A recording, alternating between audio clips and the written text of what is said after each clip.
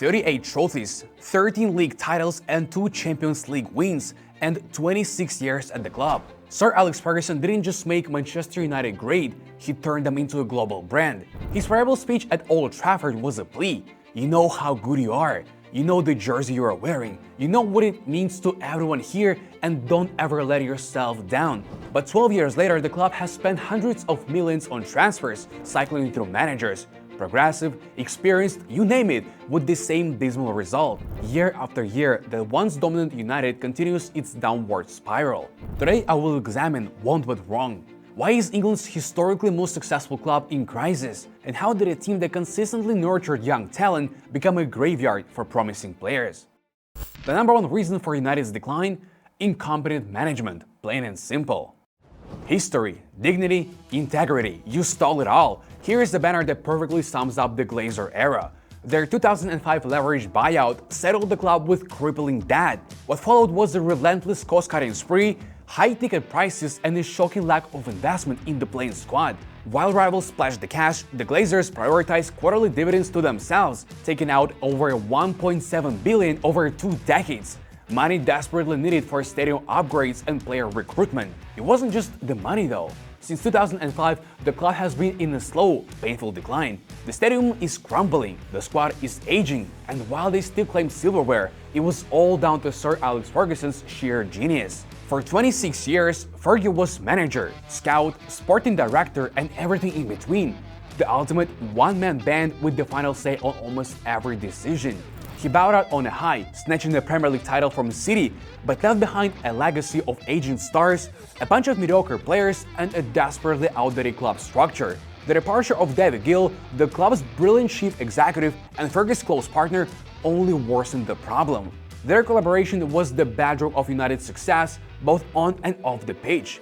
Instead of hiring top-tier specialists, the Glazers opted for cronyism. Ed Woodward, a banker with, let's be generous and say, limited football knowledge, became chief executive primarily due to his role in the 2005 takeover. His friend, Richard Arnold, followed along with John Marteau, a David Moyes import from Everton. You can judge the expertise of the new bosses by this quote: Park Ji-sung is very popular in Korea, just as Javier Hernandez is hugely popular in Mexico, but Paul Scholes has his own Chinese character. These are huge stars, and the big stars are the big stars in every country, mused Richard Arnold in 2012. These three are Man United for the last 12 years.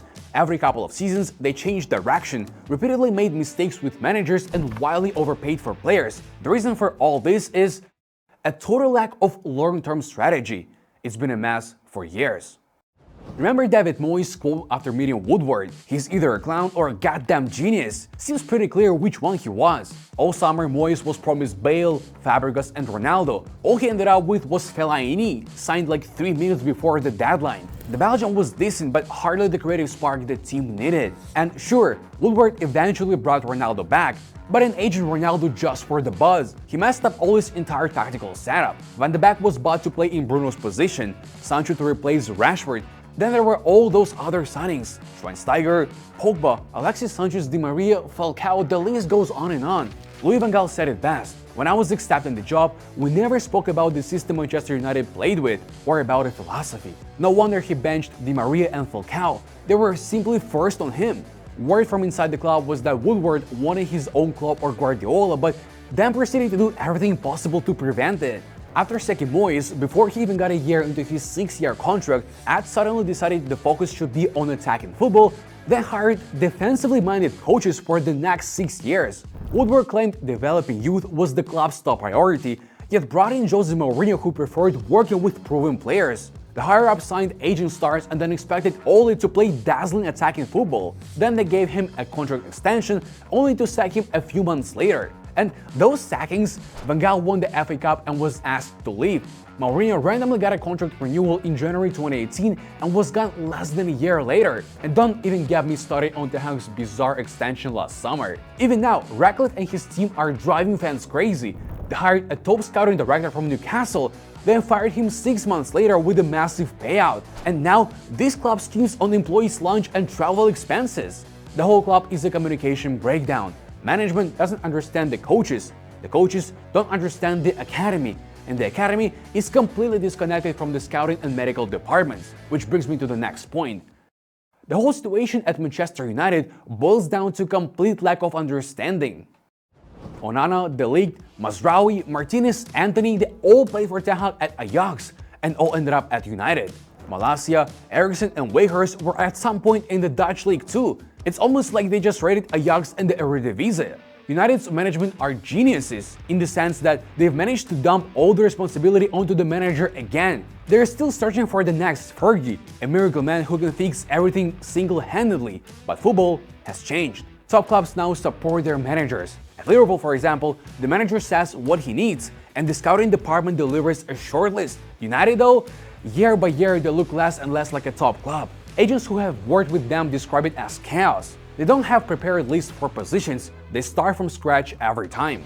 The Erling Haaland saga perfectly illustrates this. Scouting reports were done, his father was on board, and United representatives even spoke to the player. But John Martho, supposedly scheduled to call Haaland's agent at 9 AM, messed up the time zones and called much later.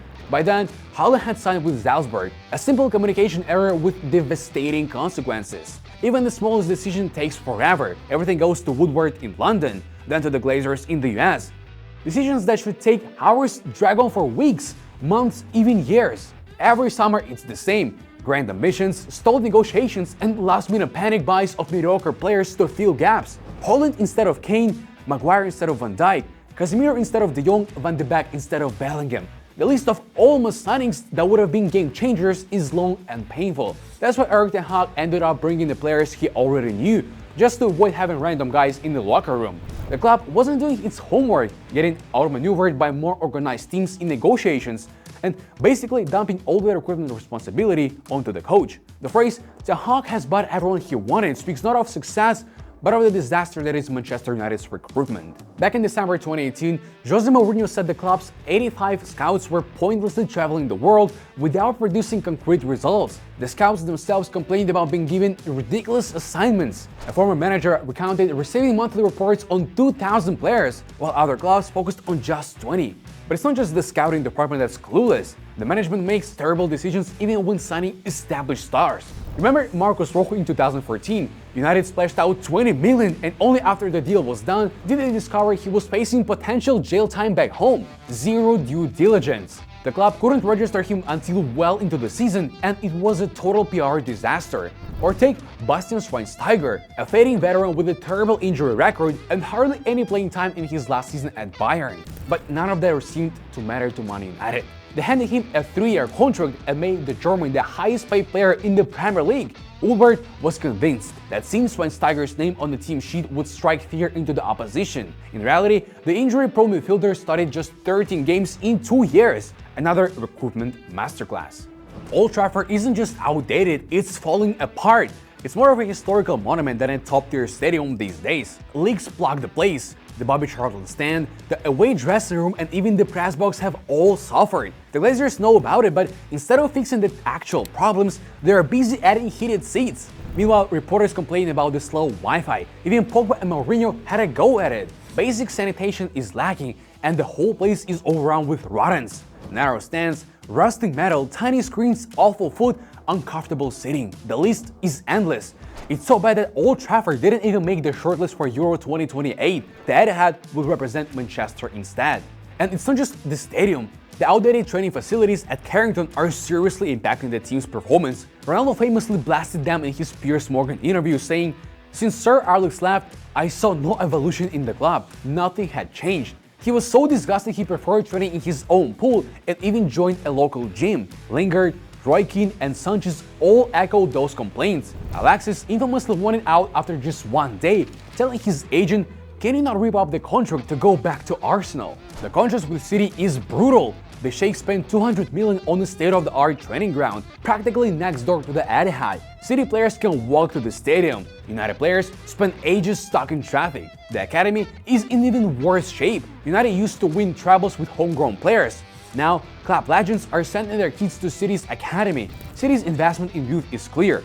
Foden, Palmer, Frimpong, Sancho, Diaz, Angelino, Garcia, the list of academy graduates goes on and on. United's recent output, Elanga, Garnacho and Kobe Mainoo. The Glazers have essentially stopped investing in the youth team. In 2020, Man United ranked a pathetic 26th among the world's most profitable academies. City, Chelsea, Tottenham all were in the top 10. The lack of investment shows up in the endless injury problems the team faces now. There is no youth talent to step up, and the medical staff doesn't seem to be helping either. How Man United became an injury ward. Ask Ten Hag why things haven't gone his way at United, and he will immediately say injuries. Even the toughest players in the squad seem to be constantly breaking down.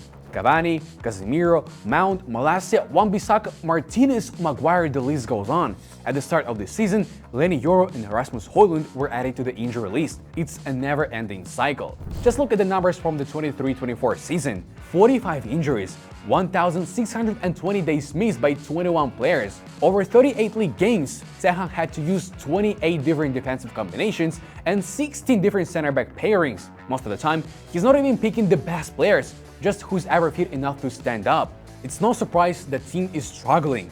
Ten Hag desperately needed reliable fullbacks, but Shaw and Malacia have been sidelined for a combined 62 games in 2024 alone. The midfield situation is just as bad. The Casemiro-Varane-Martinez trio that looked so promising in 22-23, they only played together 7 times in 23-24. You know, things are desperate when Jonny Evans is getting significant game time. A 35-year-old who had won the Premier League back in 2013 played 23 games for the club, second most among defenders. A lot of it comes down to the medical staff being completely ineffective. Players reportedly don't trust the doctors and complain about being rushed back too quickly. Shaw, for example, was cleared to play against Luton after just 1 training session, which only made his injury worse. Lisandro Martinez had a similar experience. After hurting his foot against Arsenal, he was cleared to play for his national team. United's medical staff looked at the X-rays and said everything was fine. A week later, he started against Bayern Munich and suffered a relapse.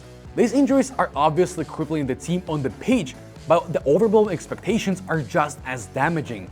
United are trapped by their own history. The massive, demanding fanbase expects trophies. Journalists write scathing articles, and club legends constantly chime in to point out just how badly things are going. Haunted by the past. Erik Ten Hag wasn't exaggerating when he called working at Manchester United a hell. The manager has become the scapegoat, the first one blamed when anything goes wrong. Every mistake is dissected, and every press conference quote is twisted into something negative on social media. The constant hate is exhausting. You see headlines like "Amorim made United worse," "Ten Hag is the worst," "Solskjaer had no identity," "Rangnick isn't even a coach," "Mourinho's embarrassing the team." It's been relentless. Club legends are always weighing in, happy to fuel the fire. It's about staying relevant. Criticizing one of the world's biggest clubs is great for their media profiles. The stats back it up. Man United managers get twice the media attention as managers at other top clubs. It's incredibly stressful. Ruben Amorim said he dealt with more press in 1 week at United than in 4 years at Sporting. All this negativity affects the players' confidence. Maguire, Rashford, Fernandes that would face far less pressure playing for Arsenal, City or Liverpool. And sometimes the hate gets absurd. Remember Jamie Carragher saying Lisandro Martinez wouldn't succeed in the Premier League because he's too short, before Lisandro even played a game for United. This is the same Carragher who calls Franco Baresi, who is only a centimeter taller than the Argentine, his favorite player ever. It's completely hypocritical. The future. Man United have been through hell. They've hired and fired sporting directors, overhauled the medical staff, splashed out hundreds of millions on players, and brought in the manager after manager. Nothing seemed to stick, but maybe, just maybe, things are about to change. The Glazers have stepped back from day-to-day operations, the new stadium is finally moving forward, and there is a real progress on modernizing the training facilities. For the first time in ages, the management team actually seems competent, learning from past mistakes and backing the right manager. Amorim seems to be the right fit. He's flexible enough to handle the insane pressure, but also strong enough to stick to his philosophy. This season will be a transition for sure, but his partnership with the new leadership gives a real cause for optimism. So, what do you think? Can Ratcliffe and Amorim make Manchester red again? Let me know in the comments down below. And don't forget to like and subscribe. See you next time. Know the ball.